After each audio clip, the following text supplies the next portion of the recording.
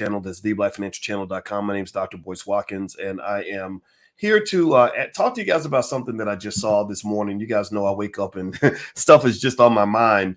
And one of the first things I like to do is share it with my people. And today I want to talk to you guys about something that I saw online today. I saw it on my Instagram. My Instagram's the real Boyce Watkins. What's up on Instagram? How you all doing? It was shared by my friend who was actually in my wedding. He's a great rapper from the Ghetto Boys by the name of Willie D. And Willie D is a smart guy. I met him when I did an event in Houston, and Willie just showed up, and somebody told me Willie D was out in the audience and wants to talk to you. And I said, oh, okay, great. And I met him, and we've been friends ever since. I just really like this guy. I have a lot of respect for him. He's a very intelligent brother, and I have a tremendous amount of appreciation for our friendship. Now, here's what happened. So I got up this morning, and I was looking on Instagram, just kind of scrolling, and I saw this video about a rapper by the name of Lil Baby. Does anybody know who Lil Baby is? Give me a yes in the chat if you know who the rapper Lil Baby is. If you've ever seen him, if you know much about him at all. He's about 28 years old, and he's in the Atlanta area. He's very talented. Apparently, a lot of people like him. I'll admit he's not in necessarily my target demographic, even though I know a lot of rappers and I like hip hop and everything else. But Lil Baby, you know, he's out there, right? People know who he is, and there he is right there. You can see him on the screen. If you're on Instagram, you can't see it, but just, he's charismatic. He appears to be talented in his way. He likes to wear a lot of jewelry. You see all that ice, so he's always shining. He's always looking fly. He's always kind of doing his thing. Now, I'm going to go ahead and just age myself by admitting that when I came up, rappers, we didn't want to call ourselves babies. We wanted to be grown men. We wanted to be big boys. I don't want to be little, and I don't want to be a baby. I want to be Big Boyce, the big man, right? That's just how we came up. But maybe things have changed. I have no idea. I'm not here to judge that.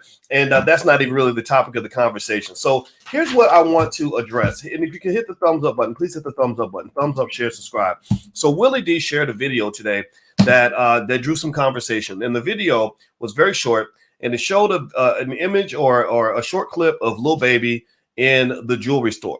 So Lil Baby was in the jewelry store getting iced out. Like a lot of rappers, they don't buy like a couple little chains like this. This isn't real gold, by the way, so it wasn't cheap. But they don't get one or two chains. They got to have 10, 15. They got to have it on every arm and a ring on every finger. I got my wedding band. I got this, and I got a bracelet. Right? But for whatever reason, in hip hop, there is a culture that was established. Probably started way back in the Slick Rick days, with rappers somehow believing that they have to wear like 80 pounds of jewelry to become legitimate.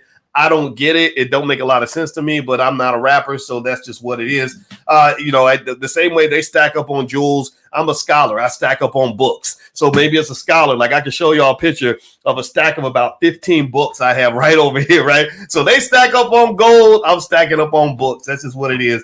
But anyway, so here's the deal with Lil Baby, and this is what I wanted to talk about a little bit. And I don't want to sound like an irritating old guy or anything like that. I want to sound like a person that really wants this to be a productive discussion. So I saw this clip that Willie shared where Lil Baby goes in the jewelry store, and apparently they overcharged him. Apparently they accidentally charged him $250,000 when they should have charged him $25,000.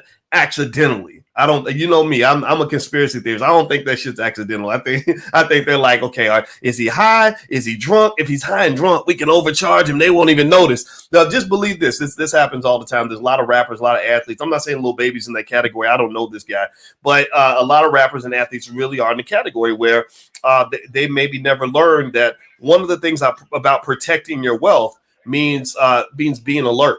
When you are promoting a culture of drug addiction, drug use, extreme types of behavior that keep you out of your right mind, well, that means that people that are alert, that are financially conscious, that are aware, are constantly watching you. Let me give you an example. One time I went and I told you guys I like to play poker, and I'm pretty good at it. I've won tournaments with like hundreds of people in it because poker is a great game of math, strategy, and psychology. I'm pretty good at those three things. And I remember watching one time where there was this drunk white lady on a cruise ship. And you could tell she was rich. She had all these she had a big old rock on her hand and was just throwing money around and everything else. And so she was playing poker. She wasn't very good. She was half drunk. She didn't really care. She was just slinging money around like it wasn't nothing, like a rapper in a strip club. Well, there was a guy that sat there on the ship the whole time. And he didn't look like a guy that had a lot of money. He looked like a guy that worked for a living. He looked like a guy that didn't necessarily have a whole lot of money at home, and he was just watching this lady the whole time.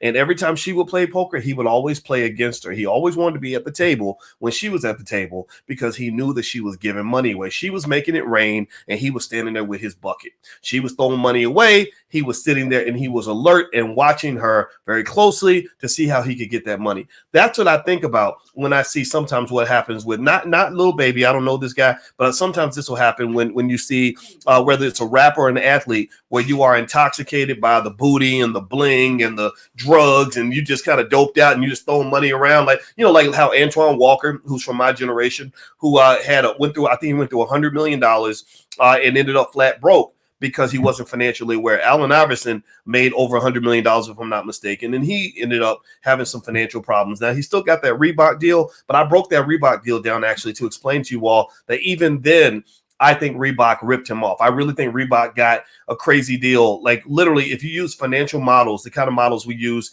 in academia to value that Reebok deal, you'll find that literally they got him to sign a lifetime deal for less than $10 million.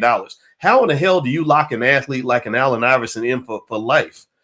For less than 10 million, right? That don't even make any sense. But that's what they did. But because they made it look big by using what they call the time value of money. They said, oh no, we're going to give you this big $50 million payment way out in the year 2030. It's way out there, right?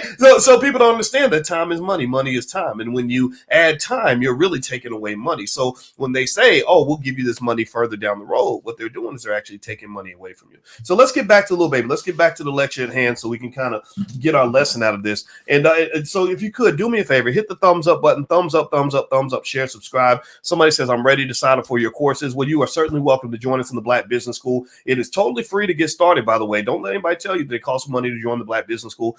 Anybody in the community can join. We do Powernomics class every Wednesday. That is 100% totally free to every member in the Black Business School. Powernomics that's what Kanye West called me about, because Kanye West is obsessed with Powernomics. That's why you see Kanye making the power moves that he's making right now with Gap and the Adidas and all that. That didn't come out of thin air. That came from Dr. Claude Anderson writing that book that we study every Wednesday, because he's learning that if he doesn't have his own, he's always going to get exploited. Kanye also had deals with Adidas, the Gap, everywhere else. Now Kanye's starting to wake up economically. When Ice Cube reached out because he was obsessed with Powernomics. What do you see with Ice Cube? He's doing something a lot of these dudes are scared to do. He's running a sports league. Ice Cube ain't trying to become a 1% owner of the Buffalo Bills. Ice Cube's trying to be the commissioner, the owner of every team, and the guy who controls the whole kingdom. That's gangster shit. Like, that's what you do when you really want to play this game of economics at the highest level in a power-based framework. Do you understand what I'm saying? Give me a yes if you get what I'm saying. If you get it, if you're feeling it the way I'm feeling it. I'm acting like this. I'm acting like a weirdo because this is how I feel. I feel like for Black men, especially, and women too, some of y'all women get it more than the men do. Some of y'all women got bigger balls than some of these guys. You're out here killing it. You're out here owning things. You're buying things. You're controlling things. You're gaining power. That's what I want to see. That's what I want to see. So long story short, Powernomics classes every Wednesday night. It's totally free. Just go to my website. Go to boycewatkins.com. You'll see a lot of stuff there. In fact, my wife is a therapist. I even brought her on board to help because she's an expert on the subconscious mind, which is the thing that they control when it comes to Black people. The subconscious mind is how they get your money. The subconscious mind is how they keep you under control. The subconscious mind is how they oppress you. So she's an expert on the subconscious mind, and she's doing something tomorrow, which you can join. You can visit that for free. Visit that class for free. And it's financial rehab. She's doing a session tomorrow, Sunday at 8 p.m. And you can go to boycewatkins.com. The link is right there at the top. Financial rehab with Dr. Alicia. If you're on Instagram, just hit the link in the bio. You can join us tomorrow. Like, we're trying to really get this done. So let's dig into this. Let's talk about this Lil Baby thing, because I want to make this point. All right, so Willie D shares this video of Lil Baby in the jewelry store.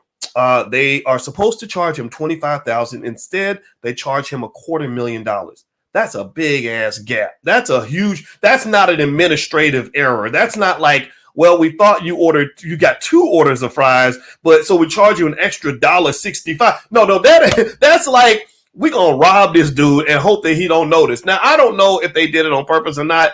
I don't know. And shout out to Lil Baby for noticing, or whoever noticed on his team. I think that's great. But I mean, seriously, don't y'all think that's a little weird? I mean, how would you feel if you went to the store and they literally charged you 10 times more than what the actual price is supposed to be? Now, sure, maybe it's an extra, maybe it's like an extra zero administrative error. My wife had that happen to her actually when she went to go get a hair weave.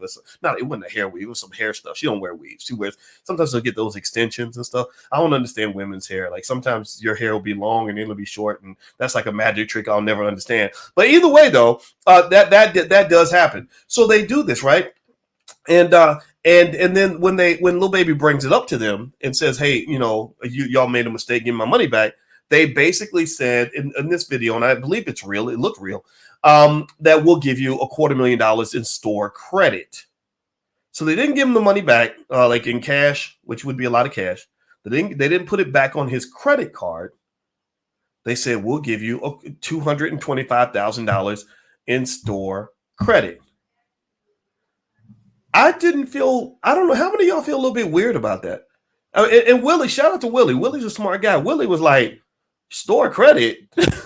I didn't pay you in store credit. I paid you with dollar bills. And you're paying me back with store credit, which really kind of means, think about I want you to process this for a moment.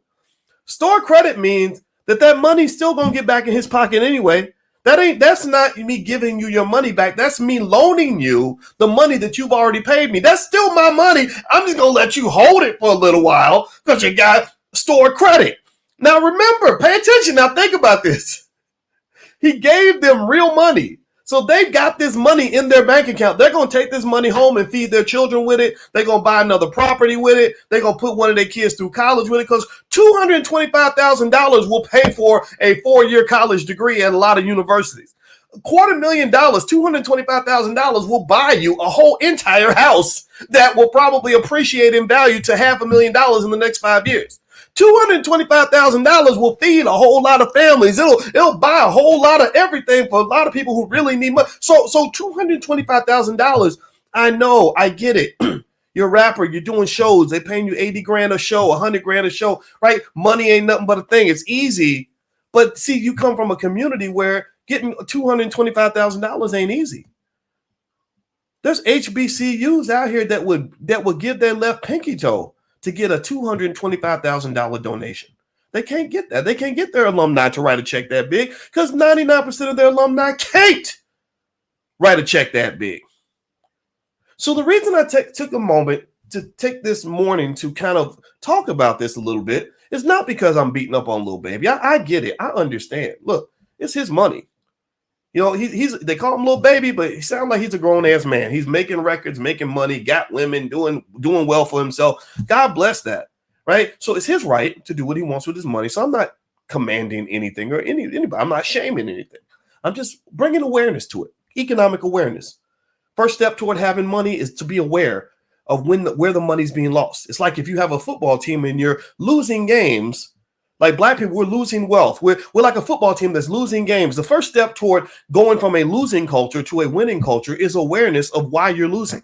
Oh, well, the reason I went through your stats, and the reason that you're losing every game is because your defensive line is allowing the opposition to get 6, 7, 8 yards a carry. And you can't win football games if your defense is that weak on the front line. So this is what you got to fix if you want to start winning games. Do you understand? It's awareness. It's understanding. So when you talk about economic awareness, everybody want to talk about being woke, what it means to be woke. And Lil Baby, shout out to him. He's known for being a little woker than some of the other rappers. He got invited to the White House by Joe Biden. Now, mind you, they don't invite people that are going to ask the hard questions. They're not going to invite me to the White House. So sometimes I have to work through the rappers and the entertainers to get the message out. So when Ice Cube goes on CNN, me and him talked before he went on CNN to say, okay, I think if you bring this up, this will work. If you bring that up, LL Cool J, I remember once he called me, he got stuck in a political situation. And I said, well, I think if you look at it this way and approach it that way, this will help you deal with the controversy. It worked. I saw him on Jimmy Kimmel, and he said exactly what I said to say, and it worked. I was like, good for him. When Charlamagne the God was interviewing with Joe Biden, I remember saying, I texted him, I said, hey, man, if you ask him about this, oh, this will trip him up. And ask him about that, this will trip him up. So Charlemagne trips up Joe Biden, right? So sometimes we got to work through the entertainers, because the entertainers, unfortunately, are the voices that white folks will listen to. But they don't really want to listen to the scholars. They don't want to really listen to the people that ask the hard questions. They really don't want to listen to the teachers. They really don't want to listen to the lawyers. They really don't want to listen to the doctors. They really don't want to listen to the parents. They really don't want to listen to the people that are really making this damn thing move. Because if the Black community depended on entertainers for us to be safe, secure, strong, and successful, then we would be in a whole lot of trouble. All right, let's just be clear. It's no disrespect to anybody else, but the people that are holding it down in the Black community are people like you. How many of y'all are parents in here? How many parents we got in the room that are raising the next generation? Raise your hand. Like spending time with your kids, teaching them the things they need to know to be successful. Say something in the chat. Give me a yes in the chat. How many people in the community we have in here that are working hard every day? When you're getting up every day, working on your dream, working on somebody else's dream, struggling to stay married to a crazy Black man or a crazy Black woman, trying to do everything you can, taking care of loved ones, taking care of relatives that are in the struggle, right? Or maybe you're the most educated or the most economically successful, so you're carrying that weight, right? So to me, you're the engine. You're really the engine of this community. The entertainers are the flash. You represent the substance. They represent the outside of the car that looks pretty and nice. You are the engine of the car. You are the tires that make that thing move. So ultimately, when I'm talking, I'm just going to be 100% clear. I have a bias. I'm not just Black first. I'm really y'all first, meaning that I'll talk about what an entertainer does, but honestly, a lot of entertainers don't impress me very much at all. A lot of them are very weak, very flimsy. They're just famous because a white person put them on TV. That doesn't make them any better than you. And I want to reiterate that to you so you don't get caught up in the frenzy that so many Black people are caught up in, where we worship these entertainers. The entertainers are not the ones that are going to elevate the community to the next level. They got $1 billion and can't even start a damn sports league. Do you know how many brothers I have met with literally not 2 nickels in their pocket who have drawn together the most elaborate and beautiful plans for a professional sports league but can't get the funding for it? And you got rappers that will rap every other track, will tell you how much money they got, but can't show you what they built, can't show you what they're creating, can't show you anything they've done to create more than a couple of jobs for their homeboys. So I'm looking for the rapper who can create 10,000 jobs for Black people. I'm looking for the Black Elon Musk. Elon Musk is going to, by the time he's done, he will have created probably about 1 million jobs for 1 million people. I want to see the Black Jeff Bezos. Jeff Bezos creates 1.1 million jobs for Amazon. Who is the entertainer that has created even 20,000 jobs for Black people, let alone 1.1 million? That person doesn't exist. It's going to exist, but when that person does exist, it's going to come out of our tribe. It's going to come out of this collective. It's going to come out of this group. It's going to be one of your kids. I kid you not. That's where it's going to come from. When I went to Tulsa, and I'm gonna get back to Lil Baby. I promise. Y'all know me. I rant a little bit, so I got to tell you the whole story. But when I went to Tulsa and I sat down with 5 Black men who are in this group called Techstars. Techstars is harder to get into than Harvard University. So these 5 Black men, I never know who knows any, I never know who recognizes me and who doesn't. I really don't. So I just assumed that y'all hanging out with white people, so y'all probably don't even know who I am. I walked in there, all these guys ran over to me, and some of them were in the Black business school, and they were like, Dr. Boyce, yeah, man, I want to talk to you, man, but wow, you inspired me to start my company. And so let me tell you what I saw that really inspired, that got me super excited. These guys literally have companies that have a very reasonable possibility of one day being worth over $1 billion. I kid you not. At some point, I want to bring them on the platform once it's ready. Some of the stuff, when you get to where you're talking about, tens of millions of dollars being invested, that stuff stays top secret for a while. But I cannot wait to show you these guys, because these are the superstars. These are the guys that are going to become the tech billionaires who are going to remember what it means to be pro-Black. And the thing about being pro-Black is that you must include economics and the development of various forms of financial infrastructure as part of your pro-Black agenda. A pro-Black agenda cannot consist of screaming Black Lives Matter in the street on Tuesday and then giving all your money away to the white or the Jewish man running the damn jewelry store on Wednesday. It just doesn't work. It's not consistent. It is a problem. It's a little bit weird. In fact, so I don't sound mean.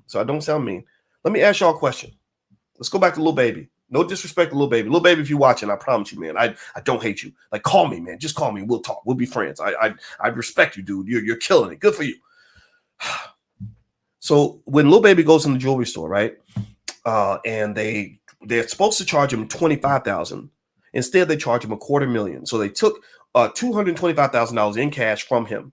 And then when he goes back to get a refund, they say, we'll give you a store credit. And he says, okay. All right. So I want to ask you all this question. So let me frame it up so I can answer the right question. So a black man goes into a jewelry store that's not owned by black people, probably owned by a white guy or a Jewish guy or something like that. Maybe Jake the jeweler. I don't know who the hell it was. And he gives him $225,000 in store credit instead of actually giving him his money back. Do you think that if a Jewish man or an Asian man or a white man went into a black-owned business, imagine this. I mean, I want y'all to really think about this.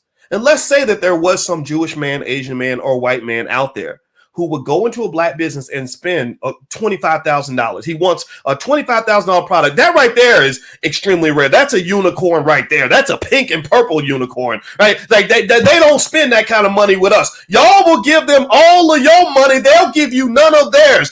That explains another reason that you have the big wealth leak. That's your wealth leak. That's in economics, we call that a trade deficit, right? There are things that you will do for them that they would never do for you.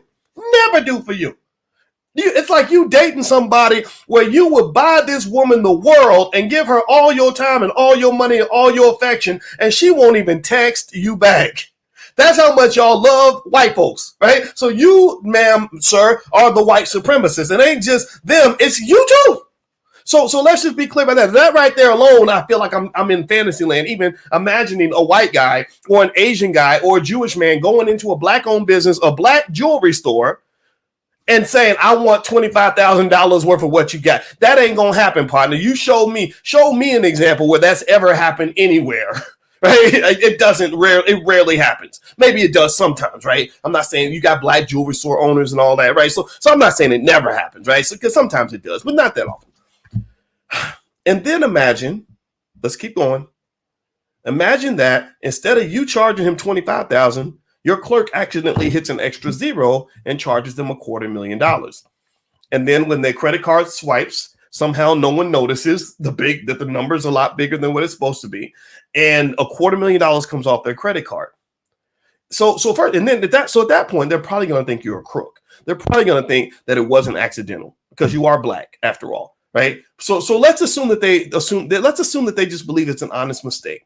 So this white man, Jewish man, Asian man, whatever, Arab man, non-black comes back to your store and says, sir, I looked at my receipt and I just noticed that you charged me $250,000 instead of $25,000. That's more than I agreed to pay. And do you think, give me a yes or no, in chat. I want y'all to answer this. Everybody answer. Do you believe that they would be okay with you saying, oh, well, we'll just give you a store credit? Do you think that they would be okay with that? And say, no, we're not going to put it in your card. We're not going to give you the money back. We're not going to write you a check. We'll just give you a store credit. So now you can come back and get $225,000 worth of our merchandise. So, like, do you really think that they would be okay with that?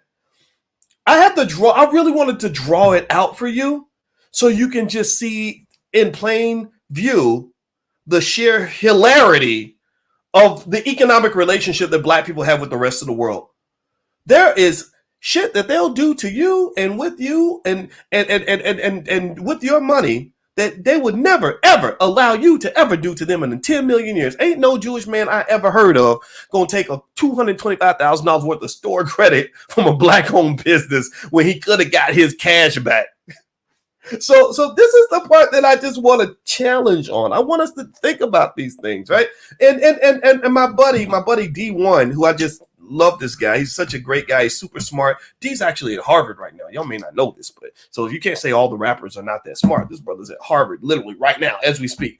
And D made a good point. D said, well, honestly, I don't see anything wrong with it if he's going to come back to that store and he's planning on spending that money.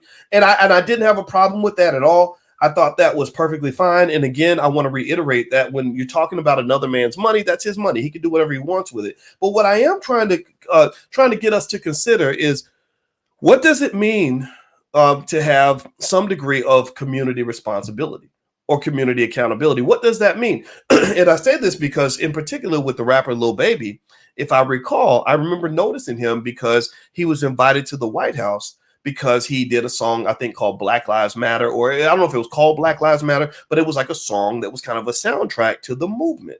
So you got this pro-black vibe going on. And what I'm really trying to help y'all understand is that in America, you can't be pro-black and be anti-black economics. You cannot, it's impossible for you to say, I'm going to move the black community forward, but I'm going to throw my money away and give my money to white folks at the same time. And the reason is because money is power. Money is power. Every time you spend $1, you are transferring your power to another person. So if white supremacy and racism is your enemy, your adversary, then why would you transfer power to your adversary and then claim to be fighting the adversary at the same time? If I'm in a football game, there is no coach in the history of the world who would say that I'm going to win more games by giving the ball to the opposition every time I go on offense. They would say that's insane. You don't do that. You punt if you have to. If you have no other option, you punt the ball. But even then, you're kicking the ball down the field. You're making it hard for them to get down the field. You cannot say sit, hut, and then find the defender and throw the ball to the defender and think that that means you're going to win the game. And that's the problem. In the game of competitive global economics, black folks play the game backwards sometimes. We think, and other groups don't have this problem. Ain't no Asian person going to run up in your business and drop $250,000 that they could have spent with an Asian business. They're just not going to do that. That's just a fact. Ain't no Jewish people I've ever met going to go and say, oh, well, I'm going to pass up all the Jewish businesses so I can find a black business and go give them $250,000 of my family's wealth. This is capital. That's big money. $250,000 can easily grow to $1 million in about 5 to 10 years if you invest it right.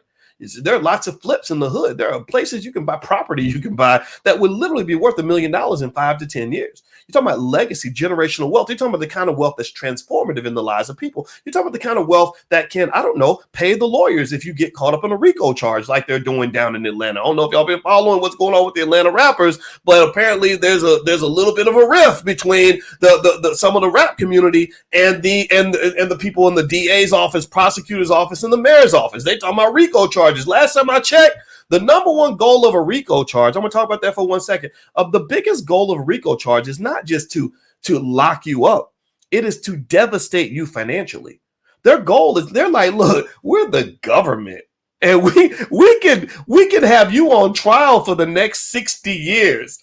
And so just being investigated and being on trial with the government means we know that even if you beat the case, you're going to be so financially devastated after we done reclaimed and repossessed all your shit and have drug you through court, have you paying $400, $500 an hour lawyers for the next 10, 20 years. You're going to be so destroyed spiritually that you won't be able to really function at that point. You just won't. When Joe Biden passed his incarceration laws, which is why to this day I'm not voting for that man. I'm sorry. I know y'all hit me up and say, yo, it's the past. You got to forget it. Well, no, to hell with you. No, it ain't the past. It's very real to me. It was very traumatic to watch my friends get 50, 60 years in prison. When Joe Biden passed his little crack cocaine laws to lock up black men back in the 90s, one of the things that he said in one of his speeches is he said, not only will you get a mandatory number of years for having small amounts of crack, far less than what Hunter Biden, his son, carries around, right? Hunter's the crack king. He smokes it up, probably sells it, all this other stuff. But again, this is white. This is racism, right? So his laws don't apply to Hunter. They apply to you, right? Because you are the hunted. His son is Hunter. You are the hunted. So they're hunting you. So not only will you get a minimum number of years in prison if we catch you with this shit, but on top of that, he said the government then has the right to possess everything that you have. To take everything that you have, not just the money you made in the drug deal, not just the money that you have connected to your dope business, but every single asset that you own anywhere at any time. And then anybody connected with you is going to be financially ruined. Do you understand? I knew a guy in Chicago who got caught up in a drug situation. They hit him with a RICO charge. They locked up. They gave him 14 life sentences with no parole. They locked up his brother for 20 years. They locked up his sister for several years, and then they even locked up his mother. They literally did a complete genocide on an entire generation of that family. They wiped the whole family clean. The kids had no parents now because everybody was getting locked up. So this is real stuff. So what I'm saying is that one of the weapons that they use is money. One of the weapons they use is the strategic advantage that the government has an infinite supply of resources. They can literally print money, and your resources are limited. So they just say, hey, we'll just have you in court for the next 5 to 10 years, and you won't be able to really do anything because we're going to take all your money either way. So what I'm saying to you is, at the end of the day, here's what I'm saying. Here's what let me circle back on this. And actually, before I conclude on some of this, do me a favor, hit the thumbs up button if you could. Thumbs up, share, subscribe. I could use your help. We don't get corporate sponsorship and all that stuff. We could use your help sharing this video. If you see something here that you think can help somebody, I am a teacher. I want to be helpful. Even when I'm being an asshole, my goal is really to be helpful. Deep down, I want to be a nice guy. I promise you. Sometimes it may not come out like that, but I have to say that because some of the rappers think I hate them because of the way the stuff comes out. But I'm like my dad. It just comes out. I got to say it. So you can't say nobody told you. So if you believe that this helps somebody, if you could share the video, subscribe to the channel and all that, that really helps us out a lot. Also, I want to remind you that my wife is doing financial rehab. We opened up that class tomorrow for free. So if you go to boycewatkins.com, or if you on Instagram, click the link in the bio, and you can go look for financial rehab with Dr. Alicia. And she talks about the psychology of how you view money and how that affects your spending habits, how that affects your investing habits, how that affects trauma. Financial trauma is a very real thing. She's a certified trauma professional. Lots of Black people are traumatized.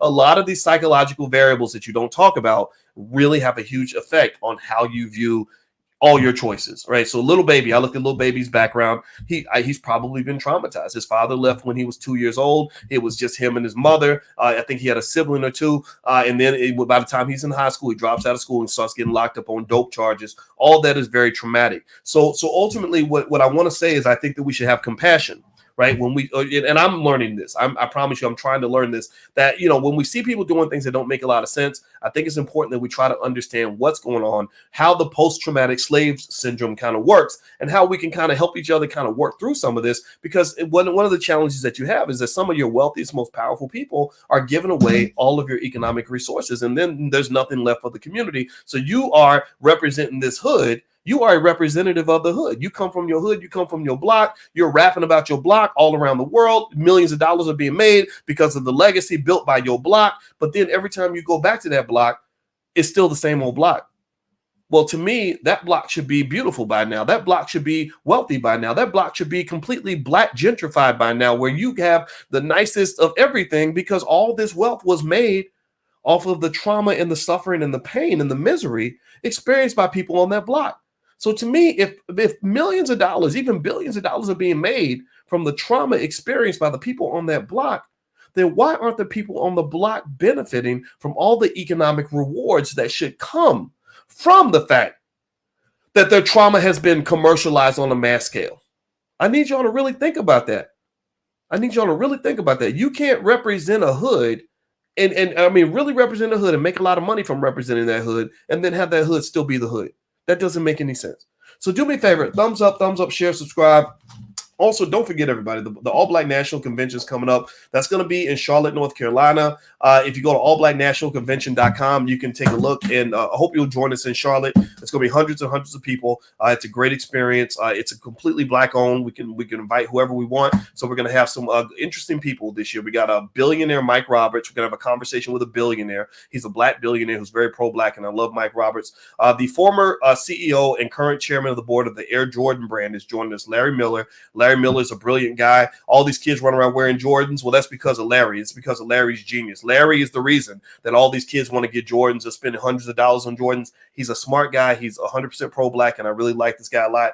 Rizza Islam is coming. Rizza Islam. The reason we don't want corporate sponsorship is so I can invite brothers like Rizza Islam. Rizza is one of the great young Black leaders of this country, and I want to support him every chance I get. And you got a whole long list of other amazing people that'll be there. So if you'd like to join us in Charlotte, just go to allblacknationalconvention.com. If you're on Instagram, just hit the link in the bio, and you should find its information there. It's going to be at the downtown Sheraton Hotel. So I hope you guys will join us at the convention. All right. So my final conclusion is this, very basic here. I think that we have to acknowledge the fact that in order for us to really prove that Black Lives Matter, for us to really prove that we're pro-Black, be one, all these other things we say, we must always include economics in the conversation. America is a capitalist society.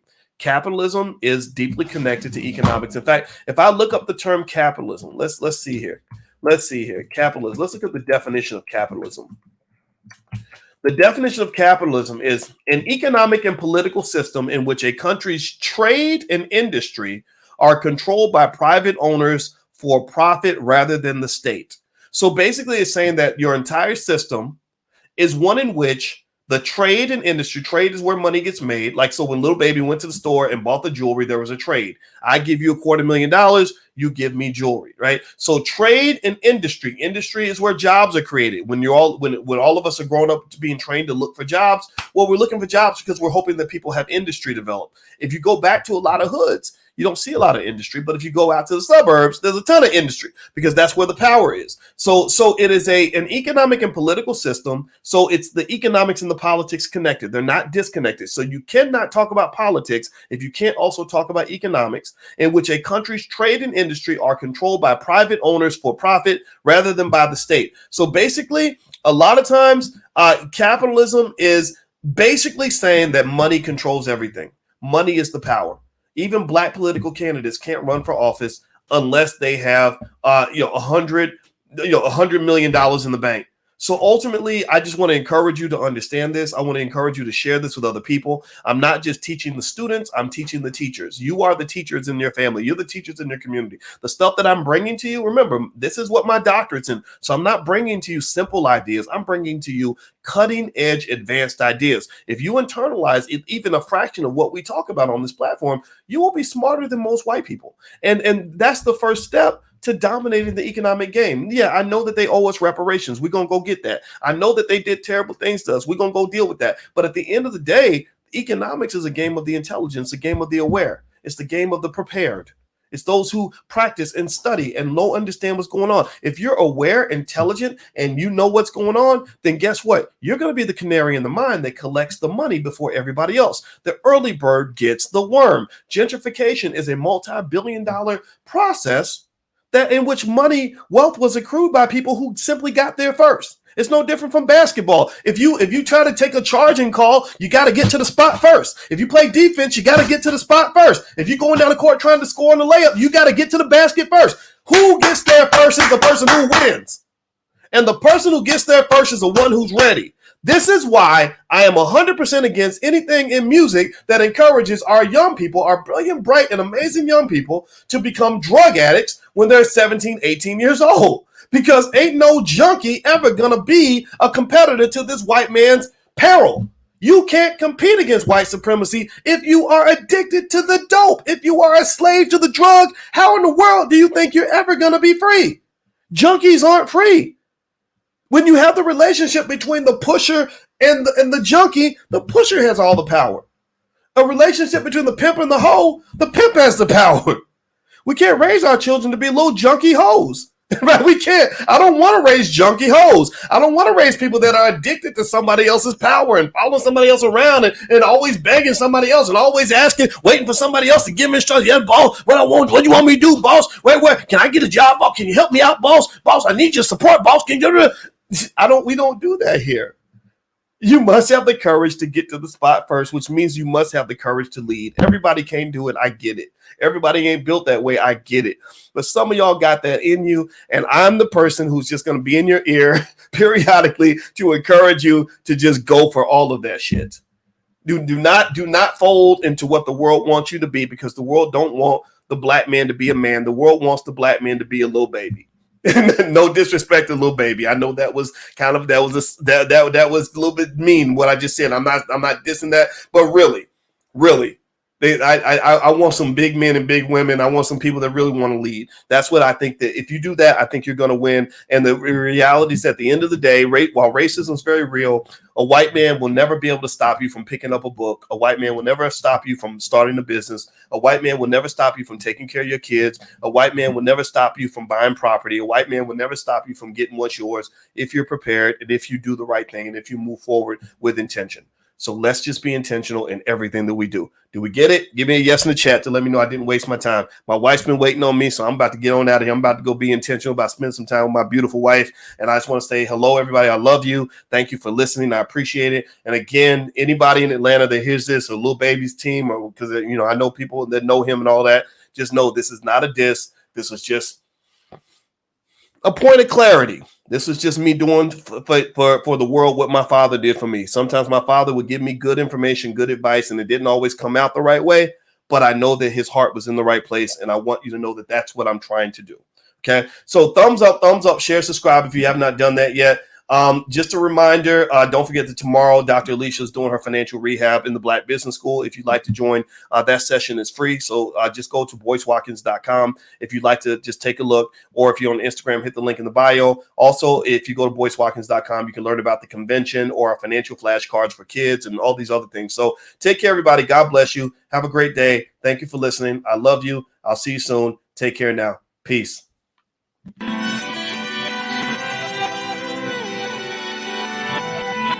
Here we are, clan the isms, cataclysm, great. Our people out here struggling, trying to make it in this state. Everybody out here doing it, but we the ones too late. Now family, we the ones who gotta delegate. Get that money in the power, never be fake. Stick to cosign for 3. What did he say? Create jobs, support our own. Educate the same and buy back your home. Got 3 degrees, triple 10. 3 PhDs, now we on the CNN. DBTV, let's talk about negligence. Ignorance is bliss, but we can turn it to intelligence. Believe none of what you hear, half of what you see. Let's break it down here on Dr. Boyce TV.